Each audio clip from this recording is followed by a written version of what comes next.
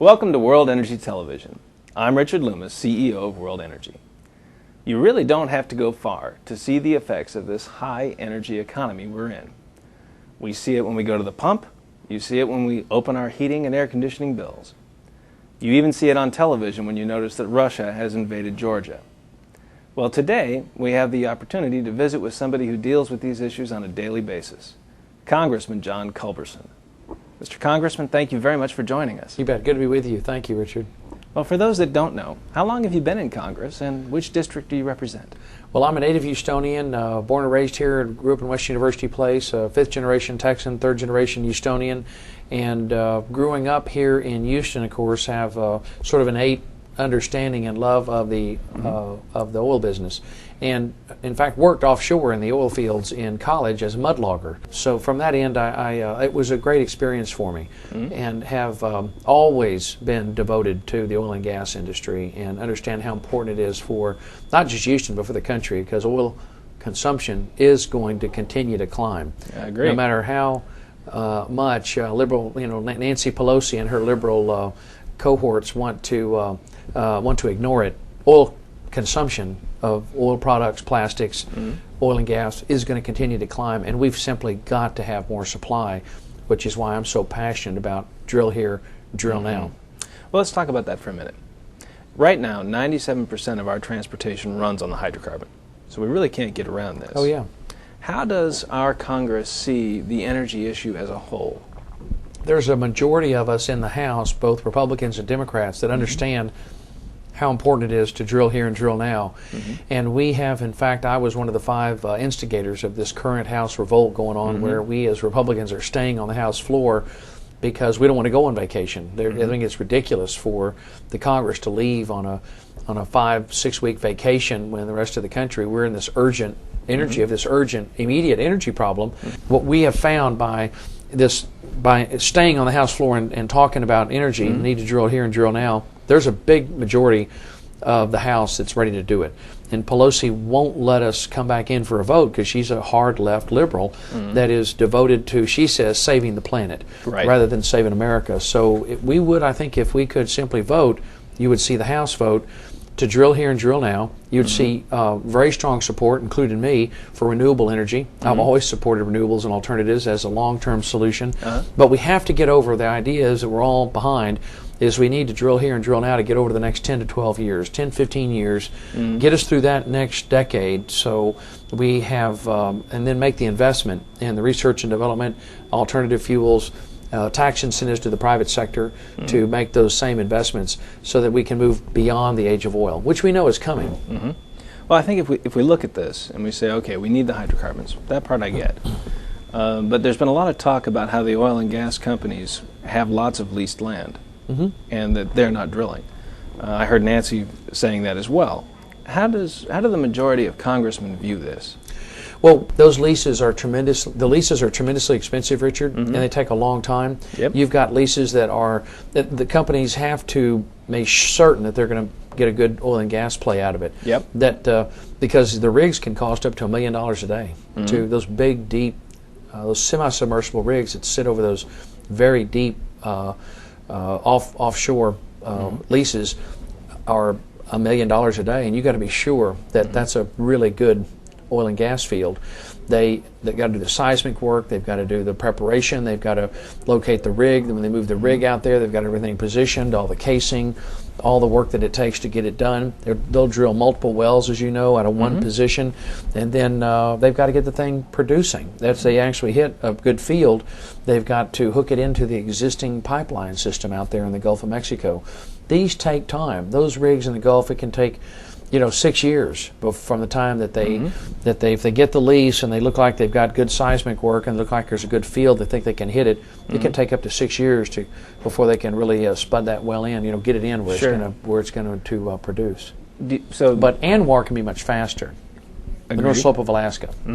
Yeah, ANWR is very close to a pipeline. And very close to a pipeline. They can bring that in very rapidly. ANWR could be producing in as little as 3 years, I hear. They could, once they drill, the area is so there's such an immense amount of natural gas and actually oil up there off of in the Arctic National Wildlife Reserve that can be hooked right into the pipeline very quickly. So you could see that oil start to flow in as little as about 3 years. The pipeline's at 30 to 50% of capacity. The Arctic National Wildlife Reserve, as you're correct, is right there next to the pipeline. So, well, in looking at the way Congress is structured today,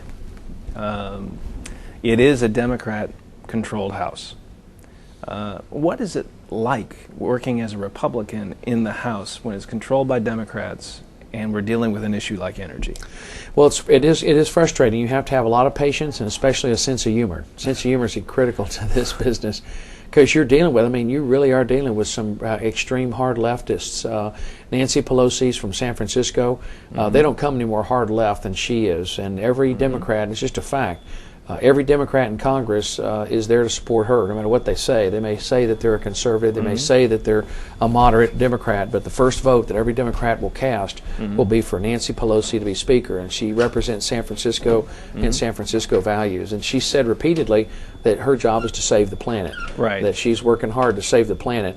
And, you know what's particularly absurd about that, Richard, and I'm grateful for the little extra time that we get on a show like this to lay this out for folks. Most people in Houston may know this, but I want to make sure to provide people with this ammunition. Anyone that is against drill here, drill now because they're worried about pollution, they need to remember that there was during Hurricane Ivan, for example, there was underwater landslides in the Gulf of Mexico that severed dozens of pipelines. There were no leaks. Those pipelines sever them, close off, seal automatically.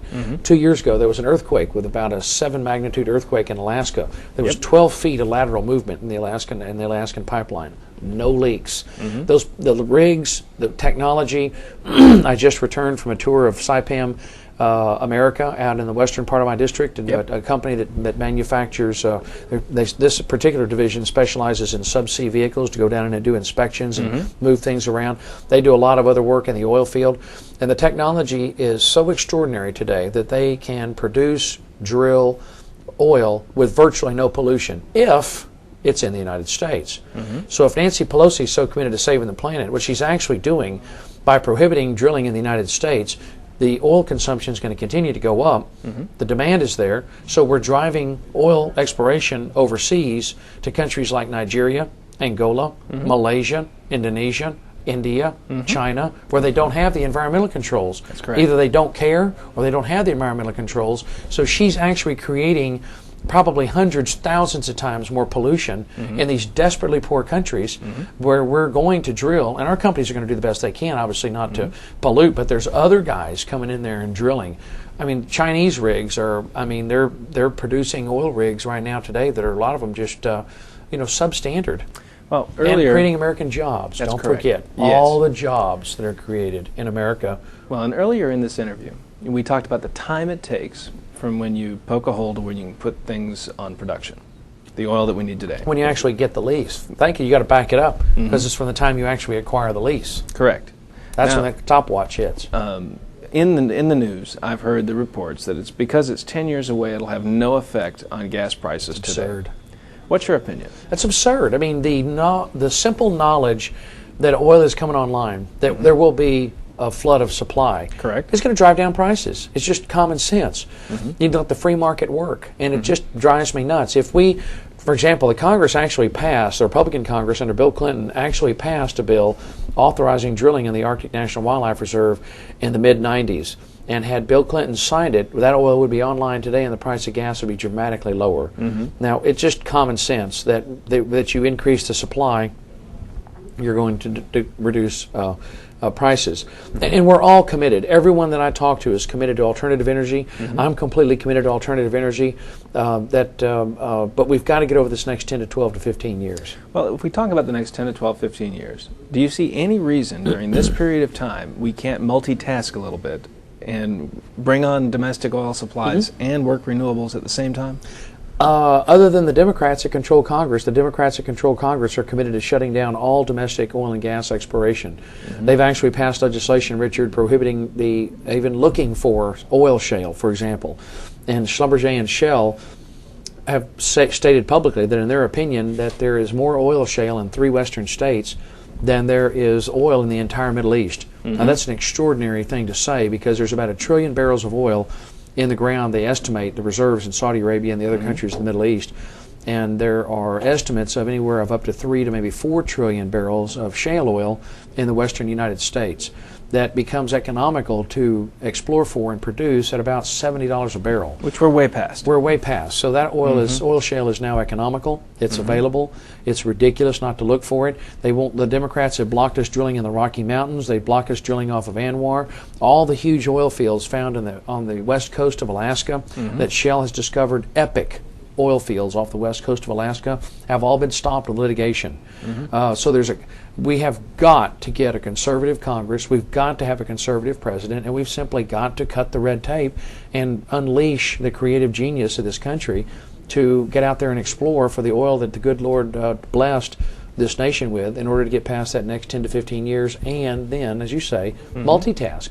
Do the investments in research and development and alternative energy, tax credits, for example, for oil companies, others to do the research and developing alternative fuels, and frankly, tax credits to help rebuild the infrastructure. Because a key question you've not asked yet, and something that your listeners may be familiar with, is they're sophisticated in the energy business. The infrastructure is very old in the United States. That's correct. Oil pipelines are very old. You've got a lot of repair work and replacements that have to be done, and frankly, you can't get rigs. I mean, I know of wells that came in the Midland area in West Texas that struck nice, really good oil fields out there, and the rigs were left circulating, just simply circulating mud for weeks until they could get casing. There's a shortage of casing, there's a shortage of rigs, the price of steel is through the roof. So these things take time. Well, you bring up a good point. I mean, most other countries have a national oil company and they have an aggressive energy strategy. In the United States, we don't seem to have any kind of cohesive energy strategy. How long have you been in Congress? Since 2001. Okay. So you've been in both the Republican House and the Democrat House. I have. Is this Congress capable of coming together on an energy strategy? Well, Richard, I hope so. I mean, that's one of the most important issues facing the country. The most important issue is the long-term financial solvency of the nation is really urgent. The unfunded liabilities of the United States that the GAO has reported, that I have on my website at culberson.house.gov, that's probably the biggest issue facing the country. Energy independence, bringing down the cost of energy, is a huge one because it's killing the economy of the country. Sure. Really a huge cost. So I certainly hope so. Certainly from my perspective as a Republican, I'm going to continue to advocate aggressively for drill here, drill now, open up domestic sources, and fight Nancy Pelosi. I'm going to fight her tooth and nail and her liberal majority in Congress. It's well, they're there for the alternative energy. The Democrats seem to be there for alternative energy, but they want to do it at the expense of the oil industry. Right. Well, and I do see some moderate Democrats also saying the same thing. Recently, we interviewed Congressman Gene Green. Yes, he is a good man. Yes. Gene Green understands the energy industry. Well, and he brought up some of the very same points. Do you think there are enough between the Republicans and these oil patch Democrats to make something happen in Congress? Yes, if we get a vote. That's the only reason Nancy Pelosi will not call this to a vote is she knows that the majority of the House would vote to drill here and drill now. Well, in changing the subject on you slightly, we are coming up on an election. How do you think an energy policy looks under an Obama presidency versus a McCain presidency? Dramatically different. Obama as president, Obama would be at the head of a militant and energized liberal majority in Congress. You'd have Nancy Pelosi unleashed and Harry Reid unleashed. You would have, unless Republicans are able to hold on to more than 40 votes in the Senate, it's potentially you could have a 60-vote Democrat majority in the Senate. What will happen then immediately is you'd see massive tax increases on the oil and gas industry. And everyone in Houston knows, I think anyone, frankly, has common sense knows that businesses don't pay taxes. Right. People do. I don't know any business that pays taxes. They pass it on to their customers. That's correct. So you're going to see a big effort on the Democrats will immediately pass a so-called windfall profits tax on the oil industry, which the industry will have no choice but to pass on to customers. We'll all pay it in higher prices at the pump. It will have the effect of stifling really damaging I think the company's ability to make investments in the research and development they need to do for alternative energy and opening up these deep water, very expensive wells. You know, and frankly, there was a great editorial in the Wall Street Journal about windfall profits. And, you know, what then is the definition of a windfall profit? If ExxonMobil's profit margin is about 10%, Shell is about 8%. Correct. Most of the majors have about a 7 to 8% margin of 7 to 8 cents out of every $100 his profit. If that's a windfall profit, hey, who's next? Apple Computer, the pharmaceutical companies, the media industry. There's a lot of companies out there that are making double-digit, really big-time profits. Hey, that's what America's all about, quite frankly. Well, so under Obama, we see windfall more taxes. profits. Yes. Windfall profits immediately. If you're a married couple and you make over $200,000 a year, your tax rate will go to over 60%. And let me repeat that.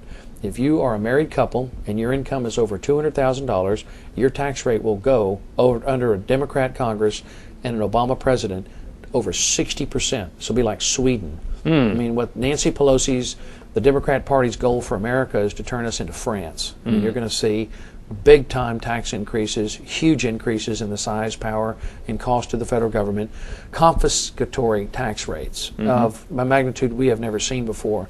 Ultimately, I really think they literally could drive the country into a depression. It's a real concern.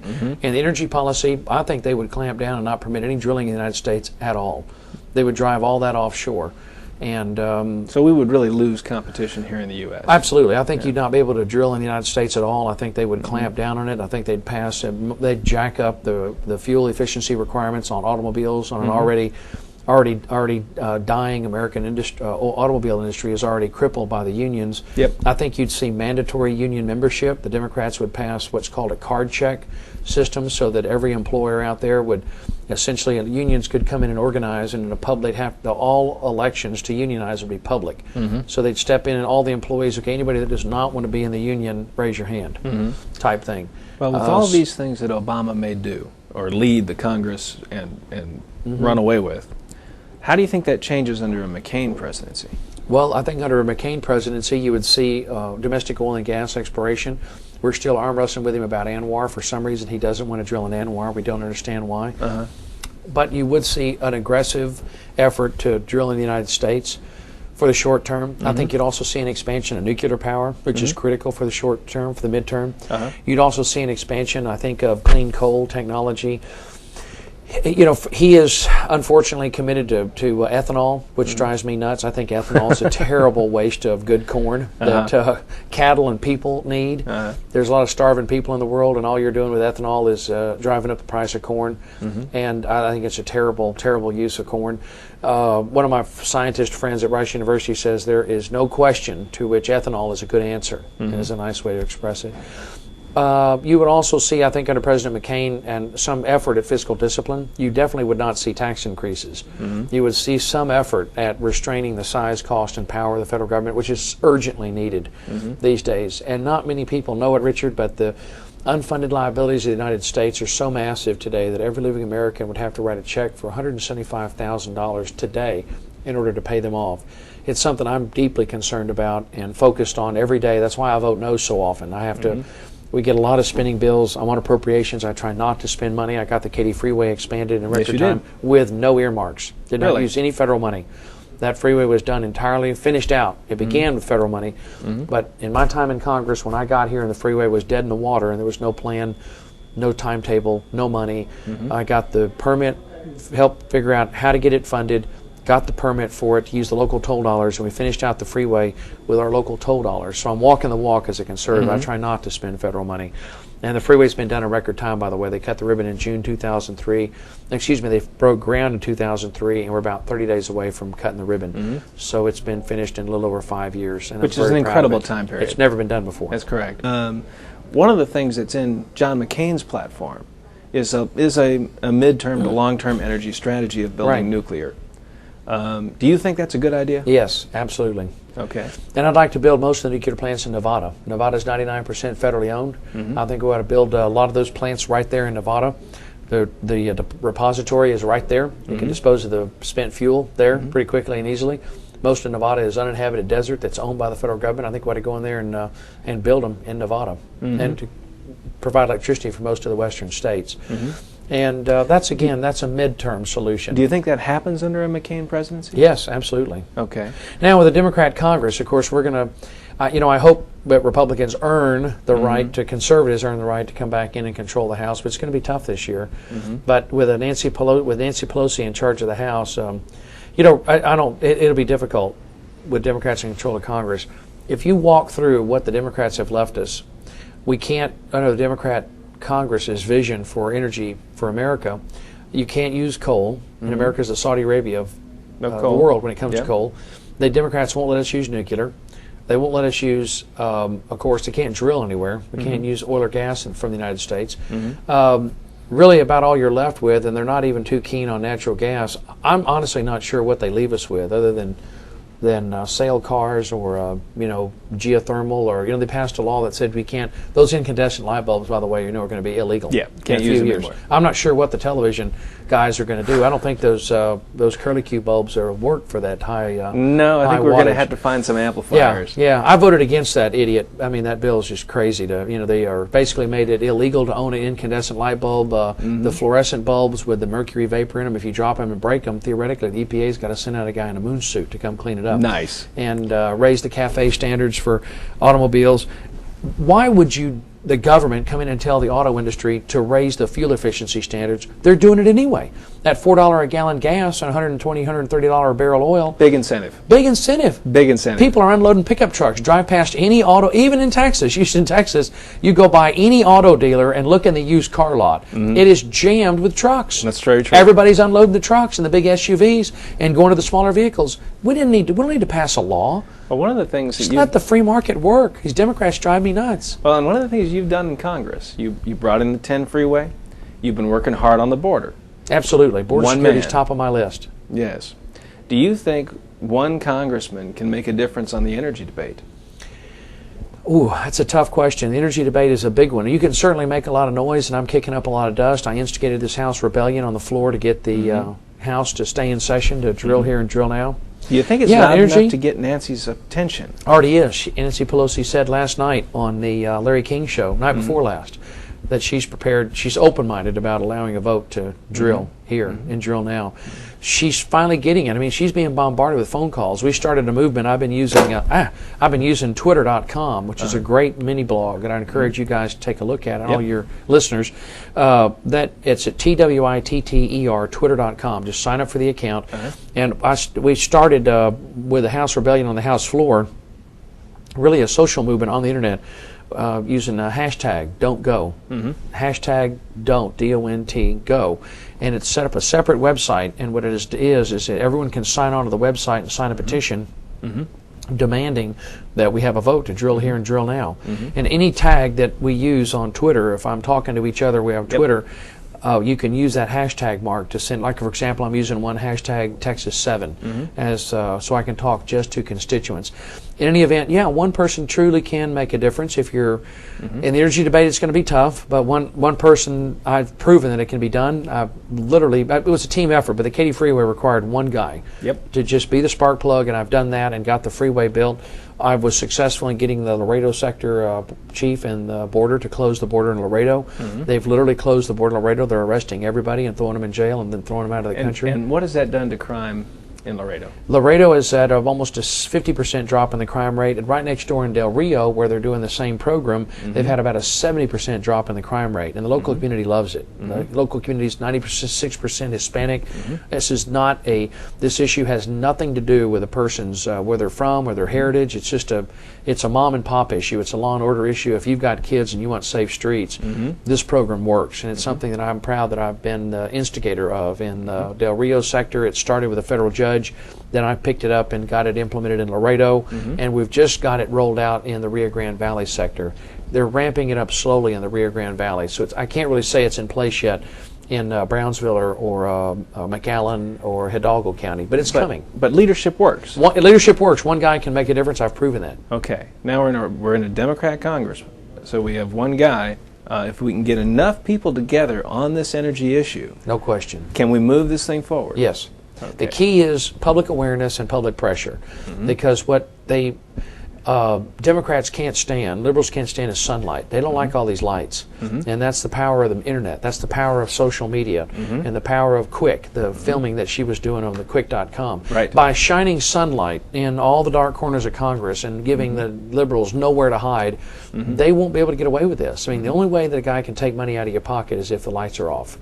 And if the lights are on, they can't take money out of your pocket. And a lot of the worst offenses, a lot of the most outrageous abuses of legislative power have occurred in the dead of night, in the dark of night. And So one person can make a difference. So Richard, it's a great question. It's tougher on energy. It can be. I did it on the Katy Freeway. I've done it on the border.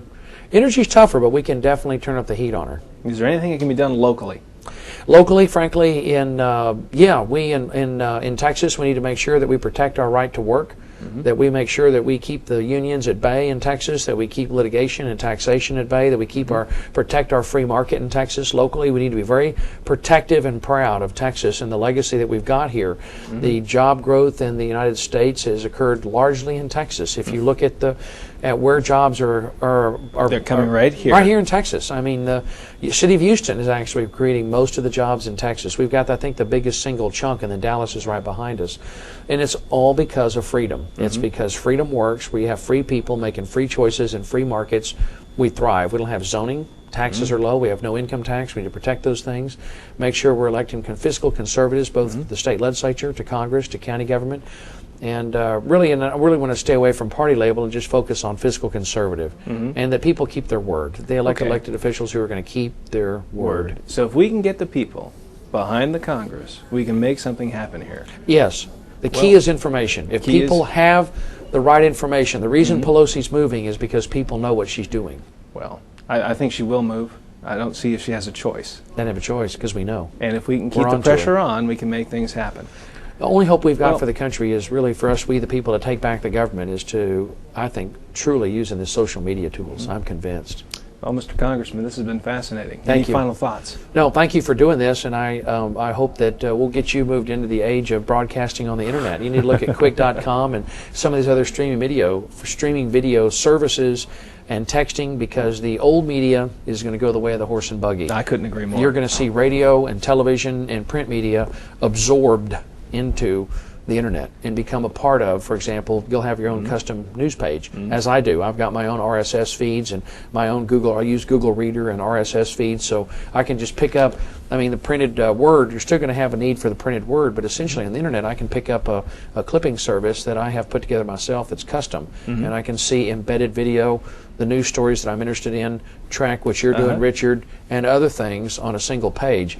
And that's the best hope we've got for the future of the country, is to give free people the right information in a timely manner and let them be in the room with us hear and see what we're doing as elected officials, and then we can take back the government and make America work. On World Energy, what we did was we took out the filter. Yeah. There's no reporters and no editors. Everything we've got comes directly from the horse's mouth. Yeah, that's terrific. And I think the bigger connection we can make with, for lack of a better term, John Q. Public, right, the better we can get people together and get something done. Yeah, that's terrific. Thank you for taking time with me today. I'm Richard Loomis for World Energy Television, and thank you very much for watching.